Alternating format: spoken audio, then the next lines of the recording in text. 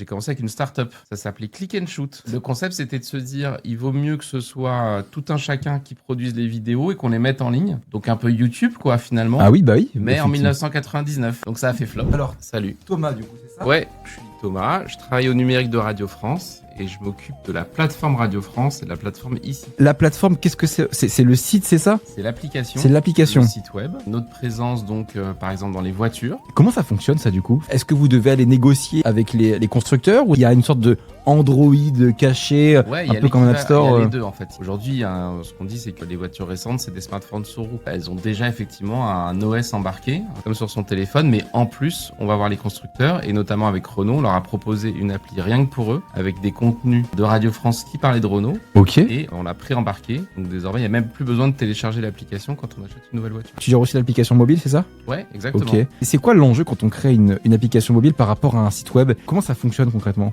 L'application, quand tu es une radio, donc quand tu as beaucoup de sons, et l'application Radio France, elle a beaucoup de sons, il y a 4 millions de podcasts quasiment, elle permet plein de choses. Elle permet d'abord d'écouter en n'étant pas connecté, ce qui n'est pas possible avec le web. Ce qu'on veut, c'est qu'il y ait un maximum de gens qui viennent, et surtout qui viennent le plus régulièrement possible. Donc typiquement, les personnes qui sont vraiment fans de nos podcasts, ils peuvent créer un compte et avoir leur bibliothèque à vie. Est-ce qu'il y a des fonctionnalités cachées qui sont pas peu connues sur le site, qu'on n'utilise pas assez sur l'application? Tu crois que les gens ils sont pas au courant assez que ça existe? Ouais, très bonne question. On a lancé il y a quelques semaines les playlists. Ok. Donc tu peux toi-même te composer ta playlist et puis tu vas pouvoir partager cette playlist avec tes amis. Et ça, pour l'instant, on l'a pas encore bien mis en avant. Comment est-ce qu'on arrive à faire ce métier-là? Alors moi, je suis suffisamment vieux pour être né avec Internet en quelque sorte. Donc j'ai commencé il y a 25 ans à bosser. Ok.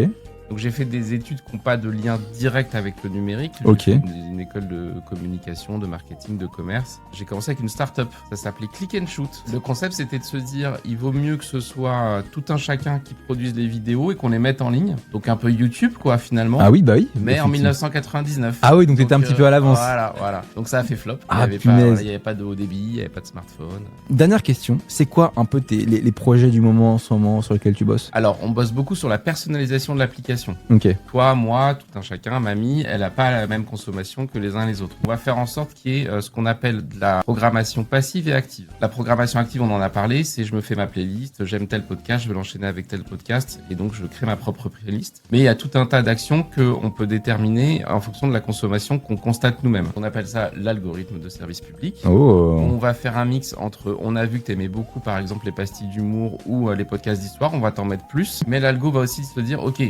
il écoute beaucoup ça, donc je vais aussi lui proposer complètement autre chose. D'accord. Voilà. Et Pour donc casser ça, un peu l'effet bulle de filtre. Exactement. Bah écoute, passe une bonne journée. Hop, attends, on va y arriver. Salut. À la prochaine et merci d'être passé, c'était super intéressant.